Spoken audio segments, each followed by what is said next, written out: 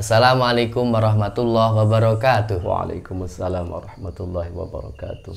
Jumpa lagi dengan saya Alfian Rahim Dan saya Fuad Setiawan dalam acara Pance Podcast Aswaja An-Nahdiyah Creative Entertainment. Ini pada malam hari ini Pak Ustadz Fuad, ini alhamdulillah akhirnya kita bisa berkumpul lagi untuk bersama-sama ngaji bareng dengan teman-teman Nahdiyat Sinau bareng di insya Allah tema yang baru karena ini tahun baru dan juga di suasana yang baru. Alhamdulillah ini sedikit demi sedikit perlengkapan kita sudah mulai ada.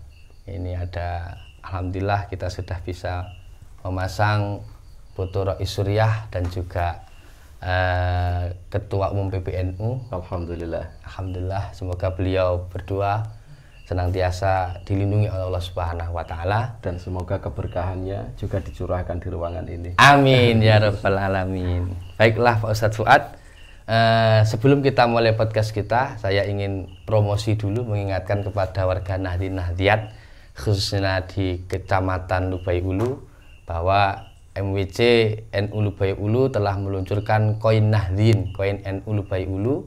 Bagi para Nahdiyat yang belum mendapatkan kaleng koin, silahkan menghubungi pengurus ranting di desanya masing-masing.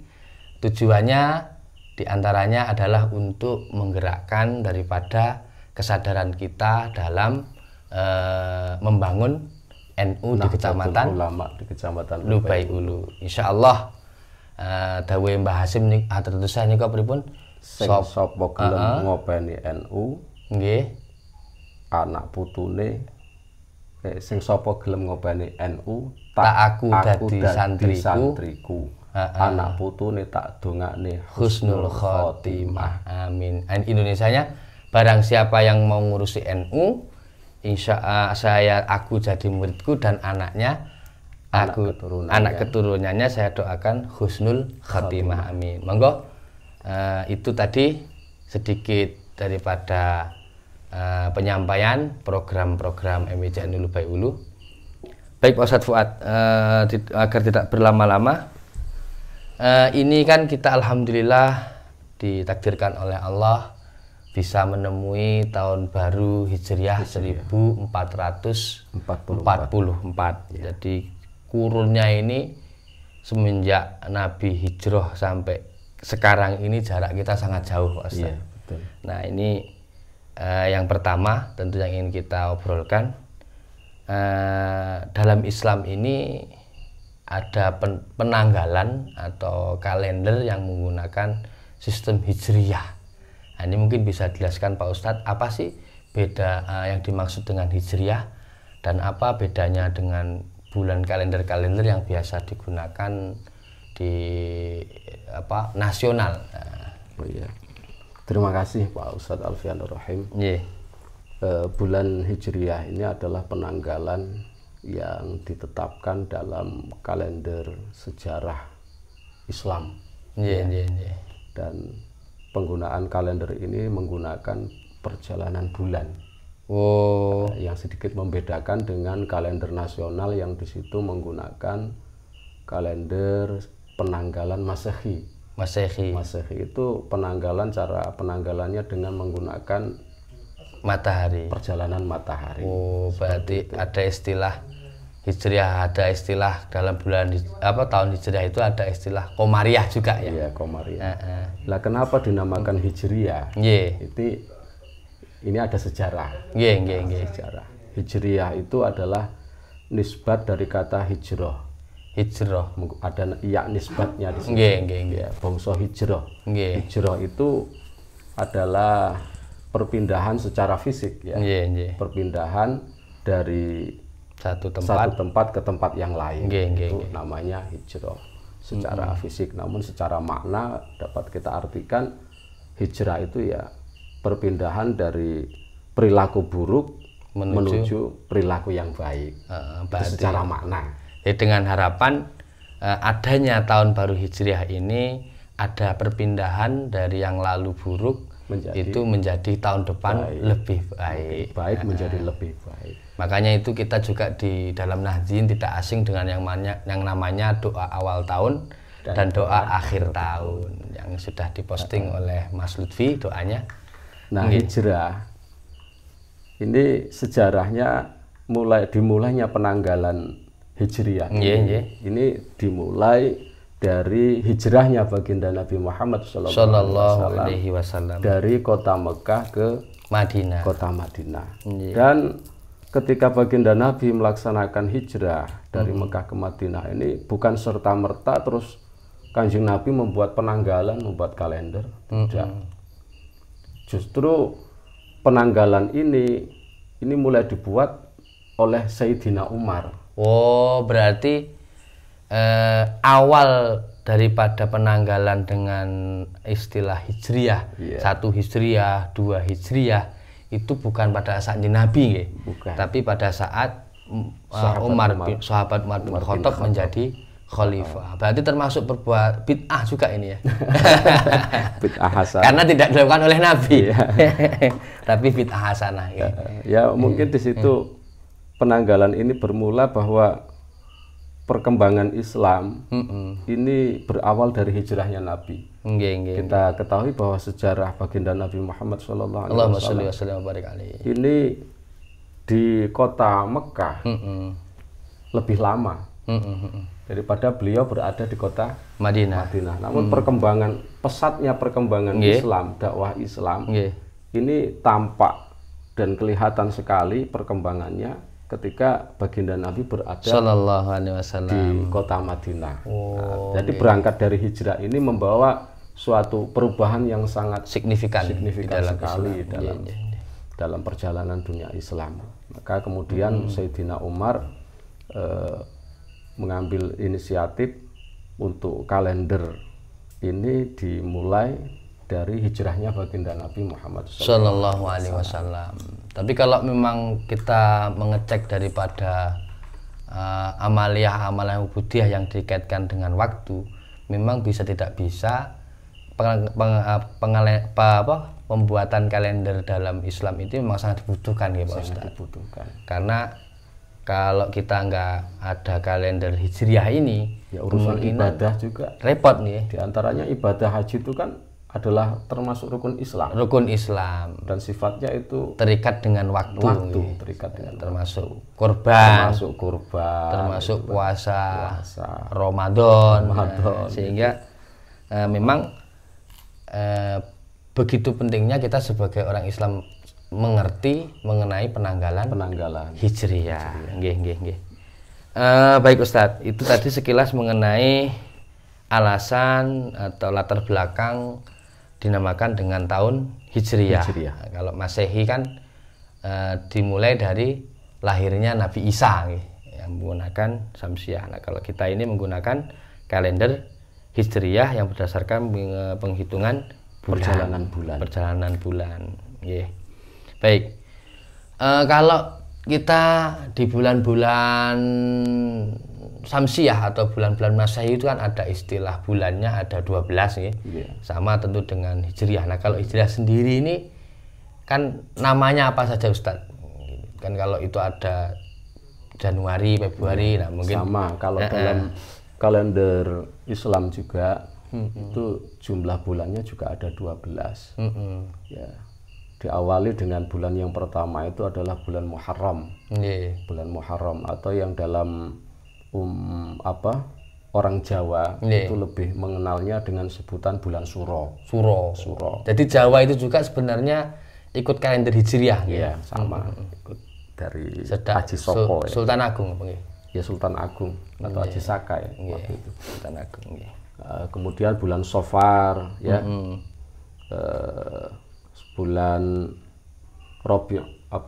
Rabiul Awal, Rabiul Tsani, Rabiul Akhir, Jumadil Awal, bulan Rajab, Sya'ban, Ramadan, Syawal, Dzulqa'dah, kemudian Dzulhijjah. Ya, itu bulan haji. Nah, banyak kan orang Islam itu Pak Ustadz, kalau bulan Muharram ini melakukan berbagai macam rutinitas itu apa yang melatar belakangi orang Islam di bulan Muharram, apalagi nanti ada yang namanya bulan Syuro. Nah, itu kira-kira mungkin bisa dijelaskan Pak Ustadz. Ya, sedikit dapat kami sampaikan di sini. Lebih dahulu dalam penanggalan kalender Islam, bulan pertama itu dinamakan bulan Muharram. Muharram itu artinya yang diharamkan. Nggih ya, Muharramun. Muharram dari kata harrama, yuharrimu tahriman, tahrimatan, tahraman, tihraman, muharraman. Engko harama yahrumu tahriman. Apa itu? Dia ada Nah, ini bedanya kiai dari pesantren nyel sama kiai yang belajarnya cuma dari YouTube dan buku. Kafaro yakfuru. Gimana itu? Kafaro yukafiru kufron. Takfiran. Itu masa lalu. Nah, itu penting memang tasrif nggih. Nah, Muharram ini memiliki arti sesuatu yang diharamkan. Diharamkan. Kenapa? Karena di situ kalau kita ada keterangan di dalam kitab I'anah itu kan disebut Muharram karena litahrimil jannah fihi ala iblis. Karena jadi, Allah mengharamkan surga di bulan ini, bulan Muharram ini maksudnya ala iblis kepada iblis. Jadi iblis itu di bulan Muharram ini dia dilarang sudah masuk surga. Jadi di bulan Muharram ini iblis sejak saat itu ya dilarang masuk surga. Maka disebut dengan bulan Muharram. Nggih. Bulan Muharram. Dan banyak sekali peristiwa-peristiwa kejadian-kejadian yang terjadi di bulan Muharram ini. Rahasia-rahasia yang ada di bulan Muharram ini. Antaranya itu kita bisa melihat keterangan-keterangan di antaranya ada dalam kitab Tanbihul Ghafilin ini. Di situ kejadian-kejadian terjadi apa saja. Nah, di antara dijelaskan khalaqallahu ta'ala as-samawati wal ardin yauma Asyura.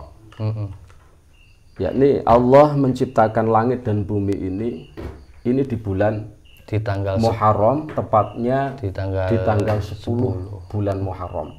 Menciptakan langit dan bumi yang kita tempati ini. Kemudian kan wa khalaqal jibal, Allah menciptakan gunung-gunung yang ada di bumi ini.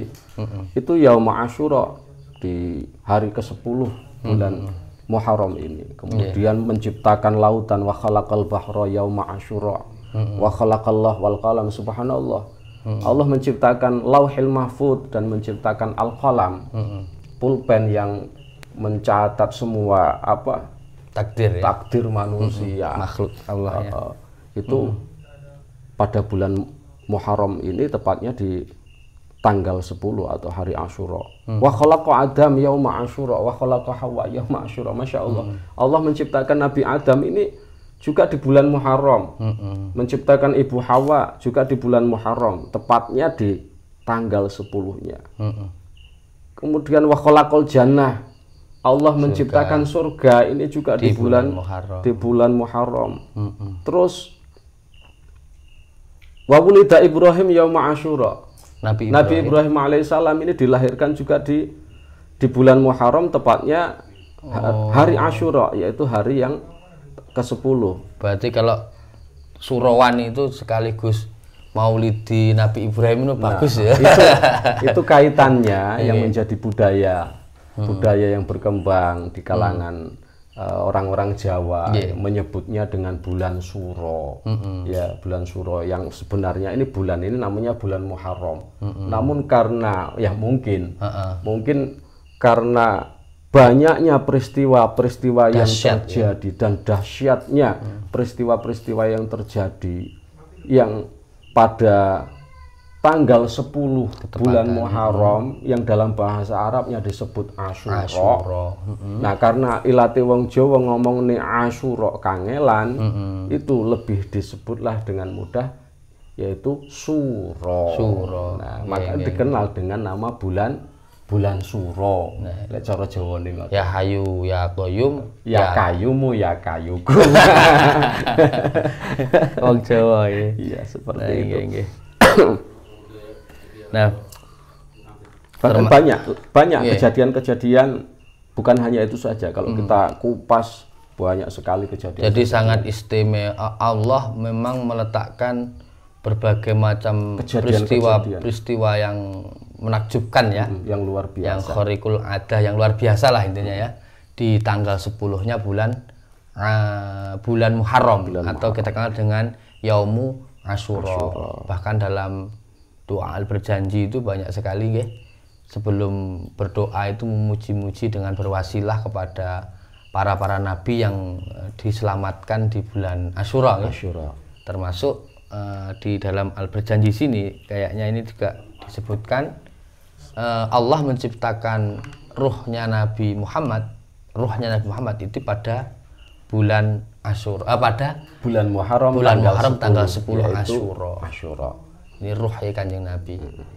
Masya Allah. Pokoknya maka bulan Muharram itu termasuk bulan yang dimuliakan karena ada 4 bulan di dalam, selain dari Muharram itu. Iya. Ada 4 bulan di dalam Islam ini yang dijadikan bulan agung, bulan mulia, bulan istimewa. Ya, diantaranya satu adalah bulan Muharram ini yang ada Asyura-nya, kemudian bulan Ramadan, bulan Zulqa'dah, dan bulan Zulhijjah, yaitu bulan haji. Itu. Ini adalah bulan-bulan yang sangat istimewa sekali bagi umat Islam. Bulan apa? Muharram, Ramadan, Muharram, Zulqa'dah, Zulhijjah, Ramadan. Rajab. Oh iya, Rajab. Kalau Ramadan itu bulan yang untuk umat Nabi Muhammad. Umat Nabi Muhammad. Iya, Rajab. Bulan agung. Nah, baik Pak Ustadz. Nah, kebanyakan di Indonesia khususnya, ini ketika di bulan Muharram ini banyak melakukan ritual-ritual atau ibadah-ibadah. Iya. Nah, ini sebenarnya ada nggak sih dasar, kalau biasanya ini poso suro, poso suro. Lah niku kira-kira kita sebagai warga Nahdien selaku pelaku daripada puasa suro itu ada dasarnya enggak? Dan bukan hanya Nahdien saja ya? Iya. Anak Muslim tentunya. Mungkin bisa dijelaskan Pak Ustadz.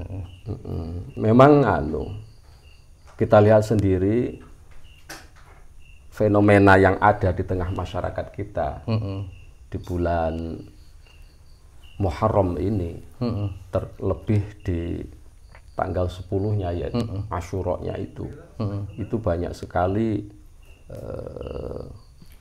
umat Islam, kalangan kita warga Nahdien yang memperlakukannya dengan istimewa.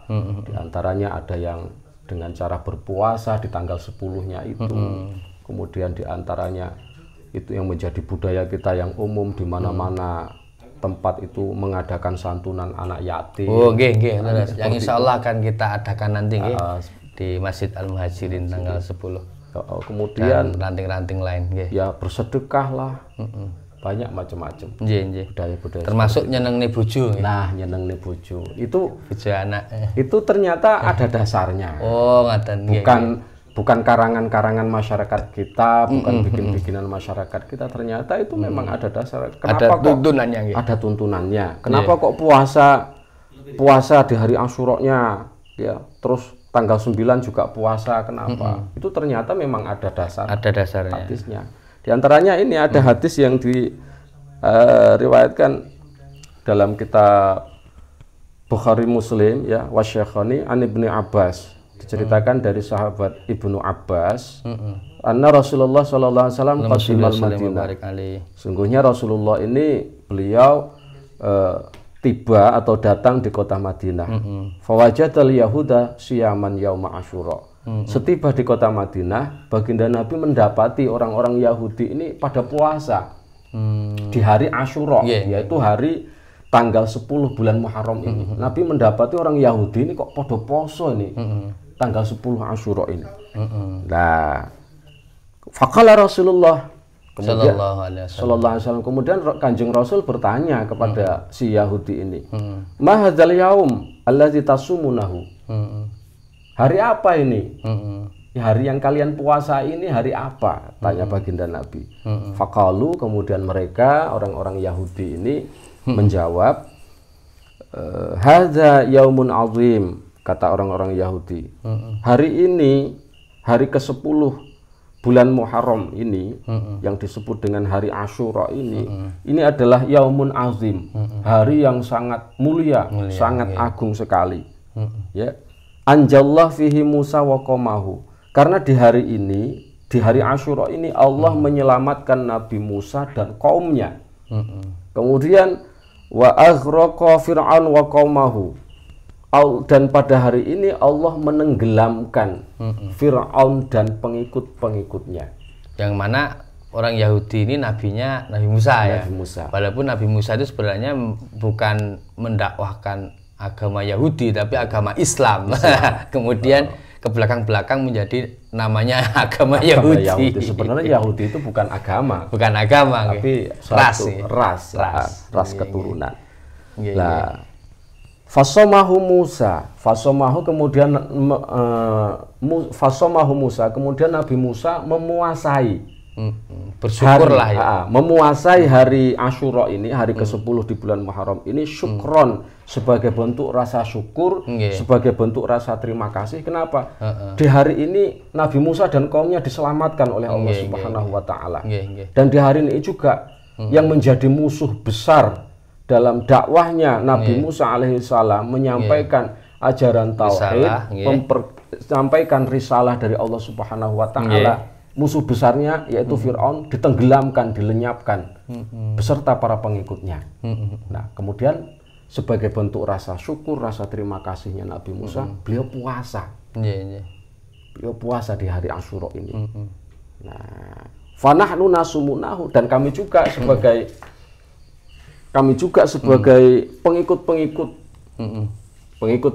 Nabi Musa, yakni orang Yahudi tadi, juga ngikut. Fanahnu nasumunahu, kami juga ikut memuasai hari Asyura tersebut. Itu alasan orang Yahudi di kota Madinah melakukan puasa Asyura ini, memberikan jawaban kepada baginda Nabi Muhammad Sallallahu Alaihi Wasallam. Lah, mendengar itu, faqala Rasulullah, mendengar itu Rasulullah kemudian berkata, bagaimana kata Nabi?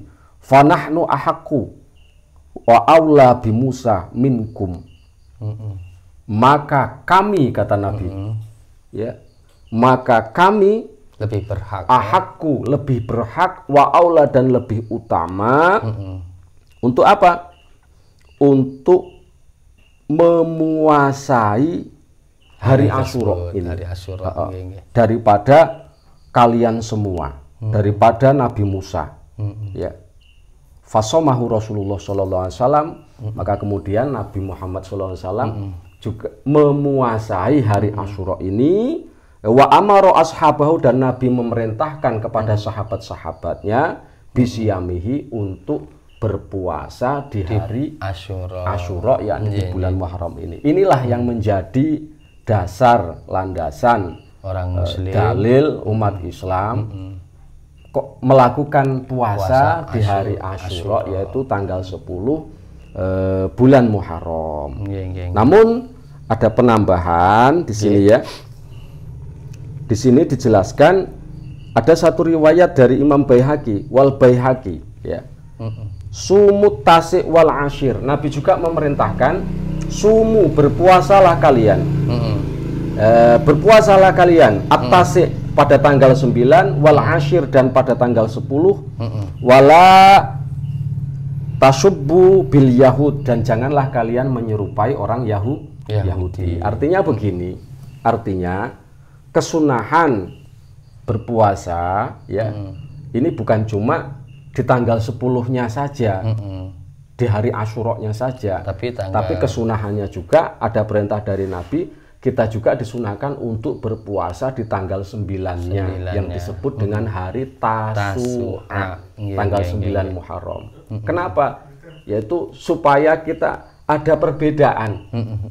Ya, di perbedaan antara orang Yahudi kita dengan orang Yahudi. Kalau nanti cuma tanggal 10 saja, lalu mirip-mirip karena yang Yahudi kan gitu. Orang Yahudi puasanya tanggal 10. Maka Nabi merintahkan, jangan kalian menyamai atau menyerupai orang-orang Yahudi. Puasa juga di tanggal 9-nya supaya ada perbedaan. Itu sunahnya seperti itu. Dan keistimewaannya luar biasa. Keutamaan puasa ini. Fadilahnya. Nah, fadilahnya itu sangat luar biasa sekali. Di sini dijelaskan wa Muslimun an Abi Qatadah. Ya, Imam Muslim mendapat riwayat dari Abi Qatadah, bahwa su'ila Rasulullah sallallahu alaihi wasallam. Rasulullah sallallahu alaihi wasallam ditanya an siyami yaumi Asyura, tentang puasa hari Asyura. Jawab Nabi, faqala, kata Nabi, yakfuru sanah al-madiyah. Kata Nabi, puasa sehari, yakni puasa Asyura ini bisa melebur, bisa menghapus dosa yang lalu, as-sanah al-madiyah, yaitu dosa-dosa kecil, kekeliruan, kesalahan kita yang sifatnya kecil, 1 tahun yang lewat. Masya Allah, luar biasa, sehari bisa menghapus 1 tahun. Jadi, alhamdulillah sekali kita menjadi umat baginda Nabi Muhammad Sallallahu Alaihi Wasallam. Jadi seperti itu diantara fadilah dan keutamaannya. Jadi intinya bahwa dasarnya jelas itu sendiri hadis Nabi Muhammad Sallallahu Alaihi Wasallam. Adapun untuk umat Islam bukan hanya dianjurkan tanggal 10 saja, tapi sebaiknya ditambah dengan tanggal 9-nya. Tapi andai kan kuatnya sedina ya serapopo. Enggak apa-apa, wis entuk kesunahan. Tapi mungkin yang penting ngeten Pak Ustadz, sing penting iki poso aja sampai salah niat. Nah, engko poso niatnya gen jaduk. Karena biasanya di bulan-bulan ini juga banyak klinik-klinik yang di situ ngumbah keris dan lain sebagainya. Terus enggak berani hajatan. Enggak berani hajatan di bulan Suro. Bulan Suro. Ini kan hal-hal yang di situ sudah saya kira perlu ditinggalkan lah. Ya. Sebenarnya begini, kalau kita merunut sejarah, ya, kenapa atau budaya Jawa itu nggak berani atau bahkan tidak baik ya, bahkan melarang. Sultan Agung ya waktu itu. Melarang orang-orang Jawa tuh jangan bikin hajatan di bulan Suro, ya kan? Ya bulan Muharram ini jangan seneng-seneng pesta-pesta bergembira ria di bulan Suro atau bulan Muharram. Ini sebenarnya bukan karena faktor klenik atau faktor apa ya? Jadi ini keluargane ku bubrah dan lain sebagainya. Bukan itu. Bukan itu sebenarnya. Yang melatar belakangi bukan itu. Bukan itu. Sebenarnya yang melatar. Tapi memang ada alasan. Ada alasan. Kenapa? Karena yang melatar belakangi sebenarnya ini kalau kita kembalikan pada sejarah perjalanan Islam, ya bulan Suro ini atau bulan Muharram ini adalah terjadi satu kejadian besar dalam sejarah Islam yang ini membuat baginda Nabi Muhammad SAW bersedih dan sangat-sangat bersedih. Apa itu?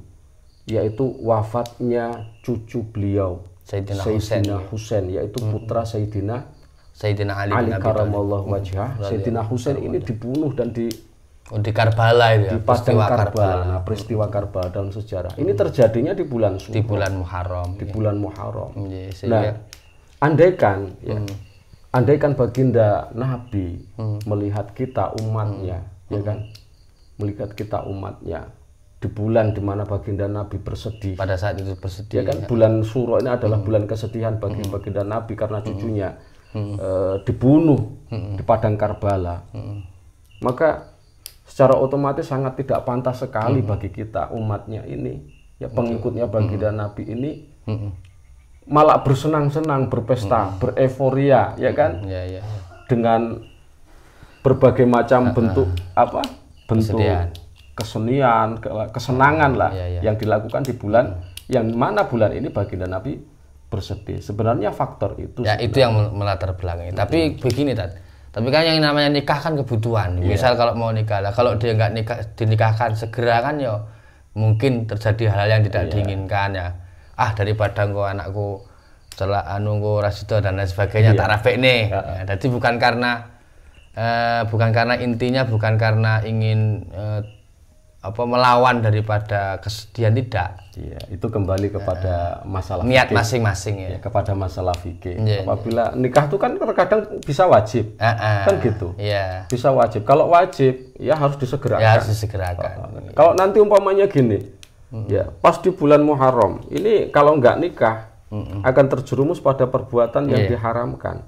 Maka otomatis wajib nikah ini hukumnya menjadi wajib. Tapi kalau saya memahami gini Pak Ustadz, memang bulan Muharram itu tadi ya yang melatar belakangi sehingga orang Jawa itu nggak berani melakukan hal-hal tadi ya, sukaria dan sebagainya. Tapi kalau saya pahami Ustadz, asalkan tidak ada niatan untuk ngece, bahasanya tidak ada niatan untuk ngece, misalnya merendahkan, meremehkan daripada peristiwa Karbala tersebut. Itu lah keluarganya kan Nabi umpamanya ngono. Saya kira nggak masalah, Pak. Nggak masalah. Sah-sah saja. Sah-sah saja, tergantung ya niatnya. Tergantung itu tadi posisinya. Apalagi sama sekali tidak terfikirkan kan. Nah, yang salah itu menurut saya orang yang tidak melakukan hajatan karena takut kena keluarganya, kalau nikah keluarganya nggak langgeng atau begini atau begitu. Nah itu malah orang-orang yang punya perasaan seperti itu harus dilawan malah. Itu berarti urusan klinik. Klinik kalau gitu. Nah, kalau orang takut gitu karena nanti takutnya keluarganya berubah, ya malah adakan saja. Adakan saja di bulan Muharram untuk membuang itu tadi, karena itu sugesti negatif itu cara bahasa. Yang tidak semestinya ada di dalam hati orang Islam. Karena semua kulun biyadillah kan ngaten gitu. Semua atas kehendak Allah Subhanahu wa taala. Tapi kalau niat hajatan itu ngece kayak mau juga bener juga. Nggih mboten? Nggih, ini yang mungkin topik kita yang terakhir nih Pak Ustadz. Kan kita tadi ada dua yang belum tersampaikan, masalah melonggarkan nafkah keluarga dan juga menyantuni anak yatim. Mungkin yang pertama yang ingin saya tanyakan, maksud melonggarkan nafkah keluarga itu bagaimana? Yang kedua, apa ada beda antara menyantuni dan menanggung anak yatim? Dan apakah santunan anak yatim ini hanya berlaku di bulan Syuro saja begitu loh? Kok jangan-jangan orang Nahdiyat salah paham. Nyantun anak yatim ku bulan Syuro tok. Lagi kan sak noncah yatim iki mboten. Nah, ini mungkin perlu disampaikan Pak Ustadz. Ya, terima kasih. Memang ada keterangan yang di situ bagi kita para suami atau orang yang punya kewajiban untuk memberi nafkah kepada istri dan juga anak-anaknya untuk memberikan kelonggaran. Jangan pelit lah. Jadi maksudnya piye Pak Ustadz? Apa semisal biasanya itu dikai duit kanggo masak terong karo sambel, pada tanggal 10 itu dikai duit tinggal tuku lele apa piye ngono. Ya artinya begini. Bulan Muharram yang ada hari Asyura-nya di sini. Hari Asyura ini adalah hari yang istimewa. Di mana di sini kita dianjurkan untuk melakukan hal-hal kebaikan-kebaikan, ya kan? Di antaranya ya puasa juga kedermawanan.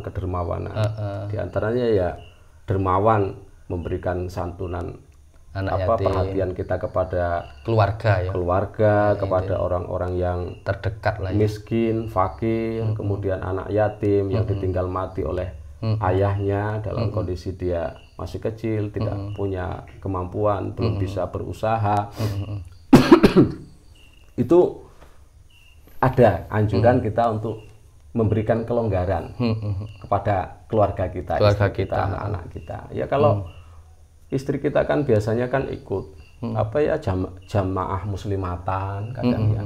Di jamaah muslimatan itu kan biasanya juga menjelang bulan Muharram, bulan Asyura ini biasanya itu ada namanya urunan nggo santunan anak yatim. Kalau tahu seperti itu selaku suami, ya istri ketika jaluk jatah minta pada suami, Pak, jamaah kita nih muslimatan ini ada acara mau santunan anak yatim, Pak. Ya kita kasih kalau kita ada. Ya. Jangan dieman-eman.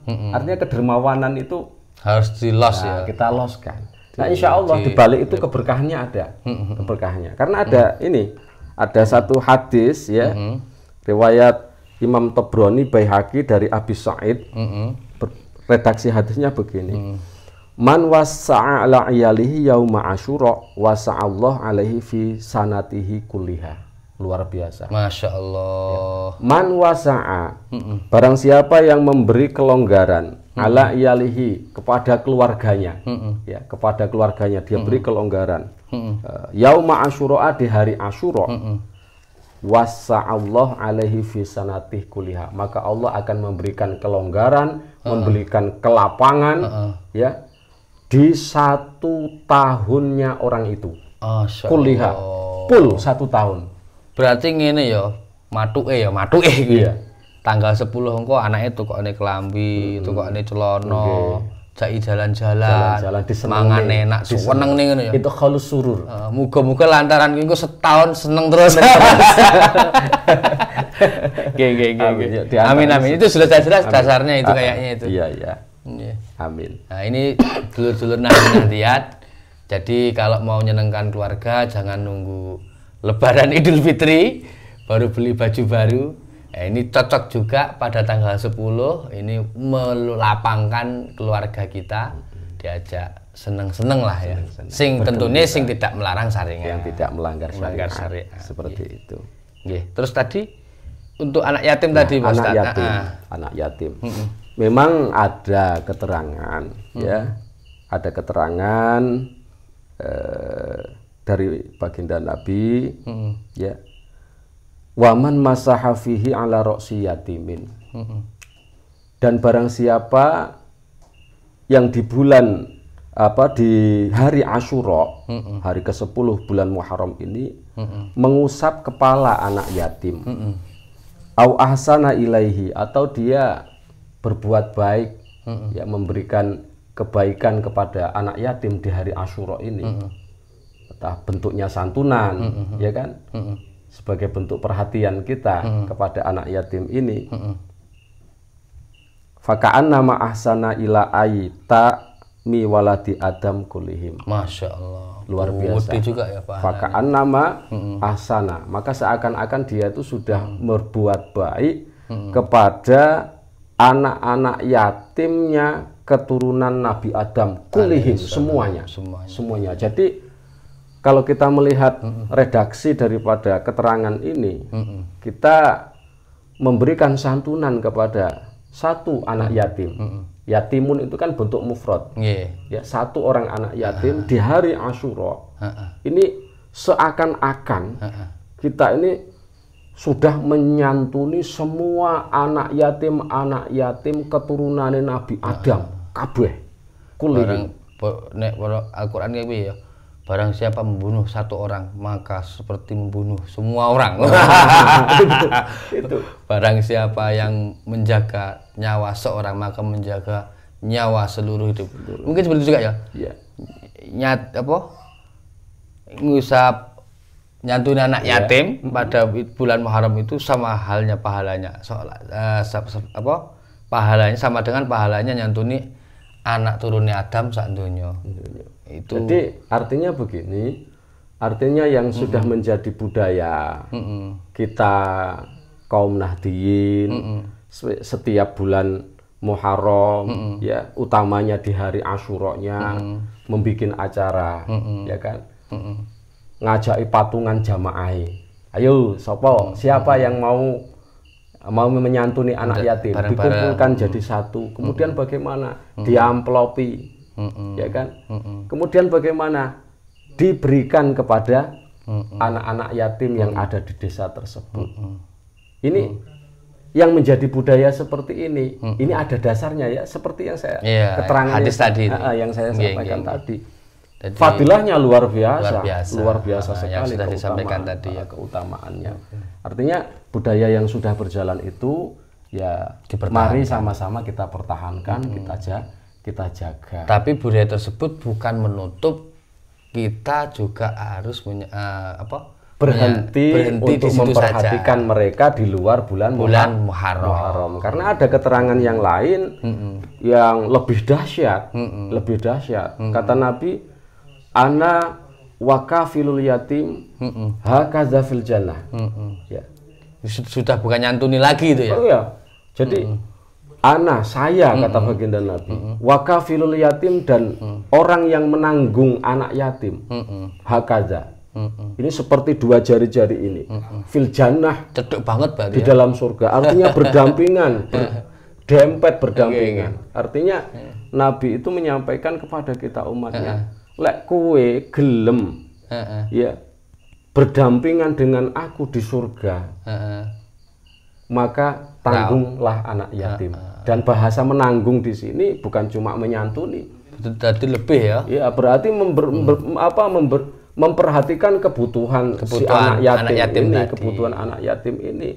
Mulai dari fisik sampai lahir batin lah ya. Lahir batin, bagaimana kebutuhan makan minumnya, bagaimana kebutuhan pakaiannya, bagaimana kebutuhan pendidikannya, bagaimana tentang dia mendapatkan pendidikan supaya bisa sholat, supaya bisa puasa, supaya ngerti ilmu-ilmunya. Nah, kalau orang yang bisa menanggung seperti ini luar biasa, seperti yang katakan Nabi tadi. Dia akan berdampingan dengan baginda Nabi di dalam surganya Allah Subhanahu wa Ta'ala. Jadi intinya Pak Ustadz, berarti sebenarnya bulan Asyura ini start awal lah, pelatihan diri bagaimana kita bisa mempunyai tenggang rasa, mempunyai perhatian terhadap anak yatim. Bukan sebagai satu kegiatan sekali saja ngopain anak yatim, tapi dari bulan Muharram tanggal 10 itu adalah sebagai start awal. Ada bulan-bulan lain yang juga anak yatim itu butuh uluran tangan kita. Ada hari-hari lain yang mana anak yatim itu butuh belian mesra tangan kita. Kan ngoten nggih. Dan jadi, sebenarnya kalau kita mau berpikir lebih jauh, puncak ibadah tertinggi itu ternyata bukan hanya melulu kita ibadah kepada Allah saja. Kalau kita mau melihat satu contoh kayak ibadah rukun Islam itu diantaranya puasa. Bagaimana luar biasanya beratnya kita berpuasa, ya kan? Yang menahan lapar, haus, menahan mulut dari berkata yang tidak penting, yang dosa. Dan kita lihat puncak dari puasa itu apa? Setelah selesai puasa, itu puncaknya ternyata adalah ibadah sosial. Apa? Zakat fitrah. Ya kan, bentuk perhatian kita kepada sesama manusia sesama muslim yang lemah, yang tidak mampu. Zakat ya. Itu ternyata puncaknya di situ. Jadi kita nggak cukup ibadah ini cuma yang penting sembahyang, yang penting poso ngedep ning Gusti Allah, wirite kuat. Tapi harus memperhatikan lingkungan juga ternyata. Sebenarnya di balik puasa juga itu ada hikmahnya juga. Kita tidak pernah, mungkin yang tidak pernah merasakan bagaimana orang yang nggak makan sehari semalam, ya fakir miskin, udah no yatim piatu ya sing ranti bapak ya mbok gelandangan kayak empoh. Masya Allah. Nah, dengan puasa tersebut juga kita mengerti, oh ini gitu rasanya wong lapar gak enak. Itu puasa. Dan kita kalau mau melihat lagi ibadah haji, ya kan, ibadah haji bagaimana luar biasanya haji itu, ya kan. Mau berangkat itu mesti ngumpulin dulu duit berapa juta, ya kan? Bahkan kadang jual kebun, sudah jual kebun masih nunggu antrian, ada yang 5 tahun, ada yang 10 tahun antriannya, ya kan? Kemudian awak yo kudu seger waras, perjalanan harus aman, harus tes antigen juga, kan gitu. Nanti sampai di sana baru melakukan ibadah haji, bagaimana beratnya di sana itu. Bukan mudah kan. Nah, kalau kita lihat ujung-ujungnya puncaknya apa? Puncaknya adalah kurban. Dan kurban itu adalah menyembelih hewan. Kemudian hewan itu untuk apa? Ya untuk sosial. Diberikan kepada orang fakir, orang miskin, yaitu ibadah sosial. Ternyata di balik itu puncaknya adalah bagaimana cara bahasanya Mbah Gus Dur. Kemanusiaan. Kemanusiaan yang adil dan beradab. Itu nek Pancasila. Nahdiyat, apa yang disampaikan Ustadz Fuad itu sekaligus menjadikan dasar mengapa MWC NU Lubai Ulu meluncurkan koin NU. Jadi Nahdiyat Lubai Ulu perlu diketahui bahwa dengan kaleng koin NU ini diantaranya sebagiannya adalah digunakan untuk bantuan sosial, baik itu untuk anak yatim, duafa, termasuk janda, fakir, jompo, dan orang-orang yang membutuhkan lah. Dan sebagiannya lagi kita gunakan untuk pemberdayaan kaum Nahdiyat. Nanti tentunya setelah pemberdayaan ekonomi, setelah menunggu daripada database yang mulai digerakkan oleh pengurus ranting. Maka dari itu pengurus ranting monggo hasil rapat kemarin silahkan segera dilaksanakan. Terus yang ketiga tentu untuk kebutuhan daripada organisasi itu sendiri, operasional. Dan ada lagi tentu dari kaleng koin ini juga diantaranya kita gunakan untuk pembangunan gedung MWC. Nah, coba kita ini Nahdiyat katanya mayoritas. Masa buat gedung ukuran 10 kali 12 saja harus menunggu bertahun-tahun. Maka dari itu, dari kami mewakili pengurus MWC NU, jangan lupa yang belum punya kaleng koin minta kepada pengurus ranting. Itu tadi diantara alasan-alasannya. Jadi supaya apa? Diantaranya tadi kalau ada kaleng koin ini kita nyantuni anak yatim juga nggak nunggu setahun sekali.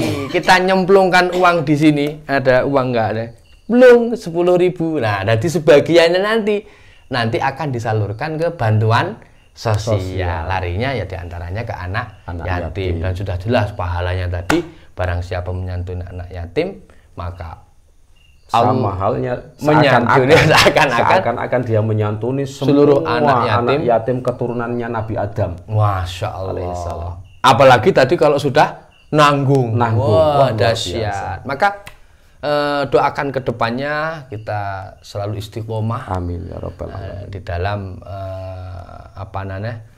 menata daripada koin NU ini supaya ke depannya bisa betul-betul dirasakan oleh warga. Semua ini butuh kerjasama, kekompakan dari seluruh warga. Benar, yang ada di Lubai Ulu. Terkhusus daripada pengurus NU. Ayo, yang belum bangun, monggo bangun. Katanya namanya aja Nahdlatul Ulama. Bangkitnya ulama. Mana bangkitnya? Dengan ngurusi NU. Tandanya hidup itu adalah bergerak. Kalau tidak ada pergerakan, berarti tidak hidup. Ya itu Pak Ustadz. Tapi kalau saya pernah mendengar keterangan itu, yang hadis yang terakhir yang bacakan tadi, anak wakafilul yatim hakada. Ini adalah hadis yang sahih. Dan ini jelas sahih. Ini kan apa? Nyantuni dengan nanggung itu sangat jauh berbeda. Sangat jauh. Kalau menanggung itu ya yang menanggung totalitas kebutuhan.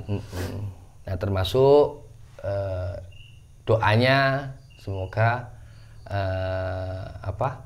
dalam kita menyampaikan materi-materi ini senantiasa membawa keberkahan, kemanfaatan untuk kita semua. Nah, itu Pak Ustadz, ada tambahan lagi mungkin Pak Ustadz yang perlu disampaikan?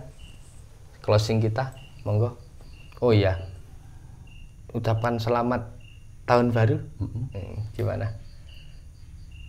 Ya, dari saya sebagai closing penutup, mari kita sebagai warga Nahdliyin, warga Nahdlatul Ulama, menjaga dan menghidupkan apa yang menjadi budaya dan tradisi yang sudah berjalan di masyarakat kita, yang merupakan warisan dari pendahulu-pendahulu kita, yang diantaranya ya budaya memberikan santunan anak yatim di bulan ini, kemudian puasa di hari Asyura itu, ya kemudian melakukan amalia-amalia baik yang lain, kedermawanan kita di bulan Asyura ini mari kita jaga sebagai warisan ulama-ulama kita, pendahulu-pendahulu kita. Dan sebagai closingnya kami, saya dan Pak Ustadz Alfian mengucapkan selamat tahun baru Hijriah 1444. Semoga tahun ini lebih baik dari dan lebih berkah dari tahun yang sebelumnya. Mudah-mudahan Allah menjaga akidah kita ala akidah ahli sunnah wal jamaah, dan semoga Allah memberikan pertolongan kepada kita untuk menjaga akidah ini sampai ajal menjemput kita. Amin ya robbal alamin. Yang terakhir, closing saya, bulan Muharram adalah bulan yang sakral, tapi pesan saya tetap jogo pakeme, ora usah melok sing klenik. Kita ngikuti yang ada tuntunannya. Yang telah disampaikan oleh Ustadz Fuad tadi. Jadi adus kembang ora usah, ngumbah keris ora usah. Suwi boten usah sing ngoten-ngoten. Ini masalah klinik-klinik sudah dibongkar, baru viral ini ya, sama apa itu ilmu merah. Mas apa itu Marcel itu, nah itu pesulap merah itu sangat bagus konten itu. Mari kita dukung Nahdi Nahdiyat untuk mendukung channel pesulap merah, karena itu membongkar dari fakta-fakta kebohongan klinik. Jangan mudah masuk dalam urusan klinik, karena di dalam urusan klinik ini banyak sekali penipuan. Apalagi di bulan Muharram ini, dengan atas nama surah. Nahdi Nahdiyat, semoga kita semua selamat. Mari kita tutup. Wallahul muwaffiq li aqwamit thoriq. Assalamualaikum warahmatullahi wabarakatuh.